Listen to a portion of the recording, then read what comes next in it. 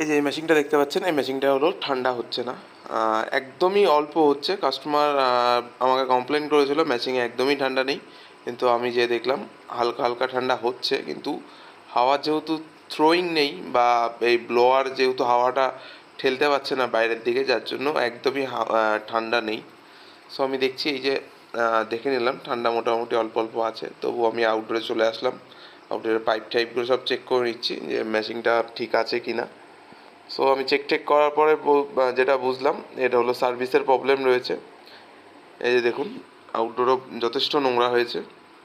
তো কাস্টমার বললো উনি উপর দিয়ে হালকা হালকা পরিষ্কার করে, সেগুলো বোঝাই যাচ্ছে যে আউটডোরটা পরিষ্কার করে। আর এই যে আমি ফিল্টারটা দেখাচ্ছি, যে ফিল্টারটাও কাস্টমার পরিষ্কার করে মাঝে মাঝেই, যার জন্য কাস্টমার বুঝতে পারছে না যে ভেতরে কত পরিমাণে নোংরা জমে রয়েছে, যার জন্য হাওয়ার কোনো থ্রোয়িং নেই।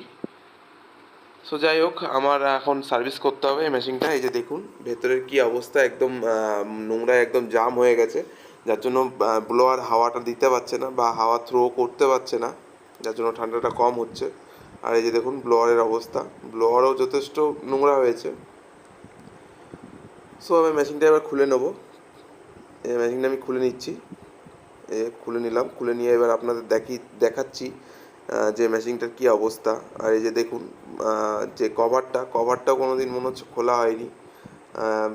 মেশিনটা লাগানোর পরে এই প্রথম কভারটা খোলা হলো। দেখুন কভারেও কী অবস্থা, একদম পুরো নোংরা, একদম কাদায় জাম হয়ে গেছে প্রায়।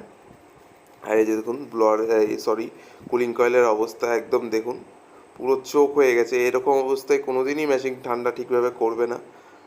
তার কারণ হলো এখান দিয়ে যে ঠান্ডা হাওয়াটা যে ব্লোয়ারটা টানবে, সেটাই ব্লোয়ার টানতে পারে না, যার জন্য ঠান্ডা একদমই হবে না। আর এই যে দেখুন প্রত্যেকটা দিকে যথেষ্ট পরিমাণে একদম অনেক অনেক নোংরা রয়েছে। এই যে দেখুন ব্লোয়ারটারও যথেষ্ট নোংরা রয়েছে। ব্লোয়ারের যেরকম দেখি তার থেকে কমই দেখেছিলাম এই বাড়িতে, সো জানি না। এই যে দেখুন, কিন্তু কুলিং কয়েলে প্রচণ্ড নোংরা ছিল, দেখতেই পাচ্ছেন কি অবস্থা। এই যে এইটা দেখে রাখুন, আর যখন সার্ভিস করা কমপ্লিট হবে তখন আবার দেখবেন বিফোর আর আফটারের অবস্থা।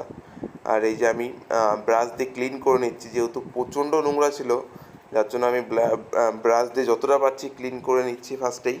তারপরে আমি জেট পাম্প মারবো, জেট পাম্প মেরে পুরোপুরি একদম নিট অ্যান্ড ক্লিন করে নতুনের মতো করে দেবো, দেখতেই পাবেন। এই দেখুন এখানে আমি একটা কেমিক্যালও ইউজ করেছি যাতে আরও ভালো সার্ভিসিংটা হয়। এই দেখুন কেমিক্যালটা দেওয়ার পর কিছুক্ষণ রাখার পর আমি এই যে কভারটা লাগিয়ে দিচ্ছি। লাগিয়ে দিয়ে এবার আমি সার্ভিসটা শুরু করে দেবো, পাম্প সার্ভিস। আর এই যে আমার ফোনের চার্জটাও একদম শেষ হয়ে গেছিলো প্রায়। আর এই যে আমার সার্ভিসিং করা শুরু হয়ে গেছে, জেট পাম্প সার্ভিস। এই দেখুন আমি যতটা পারছি ক্লিন করার চেষ্টা করছি, একদম নতুন করার মতো চেষ্টা করি, যতটা আমার দ্বারা সম্ভব হয় সবটুকুই আমি দেওয়ার চেষ্টা করি। কারণ একটা মেশিন যখন আমি সার্ভিস করব, সেটা সার্ভিস করার মতোই করব, যাতে নেক্সট টাইম আবার কাস্টমারের প্রবলেম না হয়। অন্তত মাস 6 মতো আর যেন প্রবলেম না হয়, কারণ 6 মাস পরে নোংরা পড়বে, এটা কম্পালসারি জিনিস। মেশিন যদি সেইভাবে চালানো হয় তাহলে আরও তাড়াতাড়ি পড়তে পারে। যাই হোক, এই যে আমার আউটডোরে চলে এসেছি, আউটডোরটা পরিষ্কার করে নিচ্ছি, দেখতেই পাচ্ছেন। এই আউটডোরের যত কন্ডেন্সার কয়েল রয়েছে, এবার আমার আউটডোর ইনডোর দুটোই করা কমপ্লিট। এবার আমি কভারগুলো ধুয়ে নিচ্ছি। এ দেখুন কভারগুলো ধুচ্ছি, সেটা বুঝতেই পারছেন জেট পাম্প দিয়ে ধুলে কতটা ক্লিন হয়। দেখতে পেলেন কতটা নোংরা ছিল আর কীভাবে নোংরাগুলো চলে যাচ্ছে। এই যে আমার মেন কভারটা ধোয়া কমপ্লিট। এবার আমি ফ্রন্ট কভারটা ধুয়ে নিচ্ছি। এই আমার কভারগুলো ধোয়া কমপ্লিট। এবার আমি ইনডোরে চলে এসেছি। এবার আমি কভারটা সরিয়ে দেখে নিচ্ছি, দেখিয়ে দিচ্ছি আপনাদের মেশিনটা বিফোর আর আফটার। এই যে আমার ফোনটা হলো ফোকাস নিচ্ছিল না, যেহেতু আমি একটু ঘষে নিচ্ছিলাম ক্যামেরাটা। এই যে দেখুন ফোকাস নিয়েছে এতক্ষণ পর। এই যে দেখুন, প্রথমে দেখেছিলেন আর এখন দেখুন পুরো জ্যাকেটটা, সেই জ্যাকেটটা আমি খুলে নেওয়ার পরে আপনাদের দেখাচ্ছি। এই দেখুন পুরো একদম নিট অ্যান্ড ক্লিন, একদম নতুনের মতো হয়ে গেছে। মেশিনে আর ঠান্ডা রিলেটেড কোনো প্রবলেম থাকবে না। মেশিন একদম যেরকম নতুন অবস্থায় ছিল সেরকমই করে দেওয়ার চেষ্টা করেছি, এটা আপনারাই বলতে পারবেন। আর এই যে দেখুন ব্লোয়ারটা আমি একদম ক্লিন করে দিয়েছি, বোঝাই যাচ্ছে নীল হয়ে গেছে যেহেতু। আর এই যে দেখুন কুলিং কয়েলটাও একদম নীল ফিঞ্চের যে কুলিং কয়েল, একদম পুরোপুরি নীল নীল ফিঞ্চি একদম এনে দিয়েছি, যাতে একদম নতুনের মতো দেখা যাচ্ছে। এবার আমি কভারগুলো লাগিয়ে নিচ্ছি। এই যে দেখুন, এটা হলো মেন যে প্রথম যে গ্রিল যে কভারটা থাকে, সে কভারটা ফার্স্ট লাগিয়ে নিচ্ছি। তারপরে আমার সব কভারগুলো লাগানোর পর আপনাদের দেখাচ্ছি। এই যে দেখুন, আমার কভারটা লাগানো কমপ্লিট। এবার আমি আবারও এই নেটটা সরিয়ে আপনাদের দেখিয়ে দিচ্ছি। ওই একই মেশিন, প্রথমে কি ছিল আর এখন কি অবস্থা দেখতেই পাচ্ছেন। আর এই যে আমি উপরের যে কভারটা, সে কভারটাও লাগিয়ে নিচ্ছি। আর ফ্লিপারটাও আমি লাগিয়ে দিয়েছি অলরেডি। আর এই যে মেশিনটা আমার পুরোপুরি কভার দিয়ে রেডি।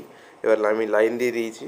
লাইন দিয়ে এবার অন করে দেখে নেবো যে মেশিনের ঠান্ডা রিলেটেড প্রবলেমটা আর আছে কি না নেই। এই দেখুন, মেশিনটা একদম চিল ঠান্ডা হাওয়া দেওয়া শুরু করে দিয়েছে।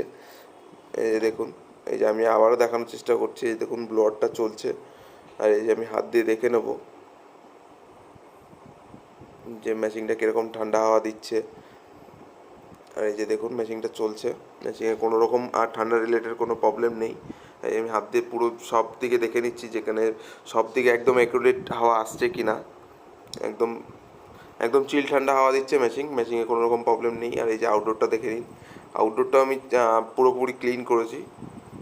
এই যে কন্ডেন্সার কয়েল দেখে নিন, প্রথমে কীরকম দেখেছিলেন আর এখন দেখুন যে চকচক করছে কন্ডেন্সারগুলো। আপনি খেয়াল করলে একটু বুঝতে পারবেন যে আগের থেকে এখন কতটা পরিষ্কার করে দিয়েছি। যাই হোক, এই দেখুন, সব দিক দিয়ে আমি দেখিয়ে দিলাম। মেশিনটা একদম নিট অ্যান্ড ক্লিন হয়ে গেছে, মেশিনের কোনো প্রবলেম নেই। Thank you for the watching.